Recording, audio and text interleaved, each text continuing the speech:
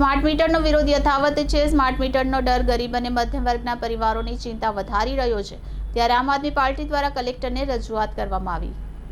Smart મીટરનો ડર ગરીબ અને મધ્યમ વર્ગના પરિવારોની ચિંતા વધારી રહ્યો છે। હાલ નવા કનેક્શનને લઈ થઈ રહેલા ગ્રાહકો તેમજ સોલાર પેનલનો લાભ લઈ રહેલા ગ્રાહકોને ત્યાં ફરજિયાત સ્માર્ટ મીટર મૂકવામાં આવી રહ્યા છે, જેના કારણે સોલાર પેનલનો લાભ લેવા ઈચ્છતા ઘણા લોકો સ્માર્ટ મીટર લાગી જવાના ડરથી લાભ લઈ શકતા નથી।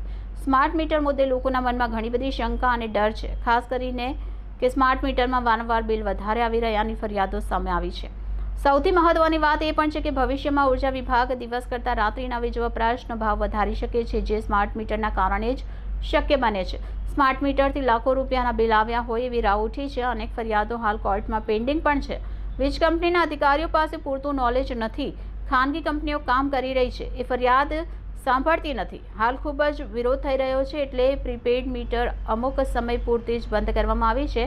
જેવા મીટર લાગી જશે એવું જ પોસ્ટપેડ સિસ્ટમ બંધ કરી પ્રીપેડ સિસ્ટમ ફરજિયાત થશે અને રાત્રે રિચાર્જ ખાલી થઈ જાય તો રાત્રે જ વીજળી ડૂલ થઈ જશે એ પણ નક્કી જ છે। ટૂંકમાં કહું, સ્માર્ટ મીટર લોકો પાસેથી વધારે પૈસા પડાવવા માટેનું સ્માર્ટ યંત્ર છે।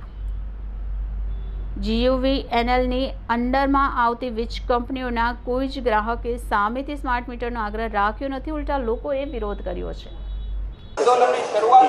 આજે આમ આદમી પાર્ટી દ્વારા સમગ્ર સુરત શહેરની અંદર કલેક્ટરને આવેદન આપી અને શહેરના લોકોને અને ગુજરાતના લોકોને ખાસ કરીને એક અપીલ છે કે કોઈ પણ સંજોગોની અંદર પોતાનું સ્માર્ટ મીટર પોતાને ત્યાં લગાડવા દેશો નહીં। આ સ્માર્ટ મીટર માત્ર ને માત્ર લોકોના ખિસ્સા ખાલી કરવા માટેનું આયોજન છે।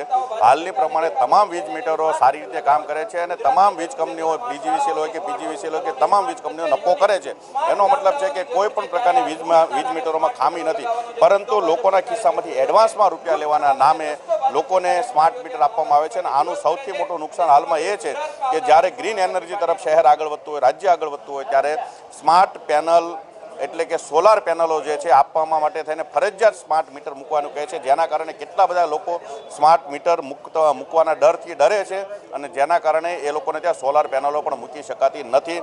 એટલે એન કેન પ્રકારે તાનાશાહી સિસ્ટમથી લોકોને કોઈ પણ હિસાબે સ્માર્ટ મીટર મૂકવા માટેનું જે સરકાર અત્યારે પ્રાવધાન લાવી રહી છે અને એ માટે અલગ અલગ વીજ દરો નક્કી કર્યા છે, એ સદંતર ખોટું છે।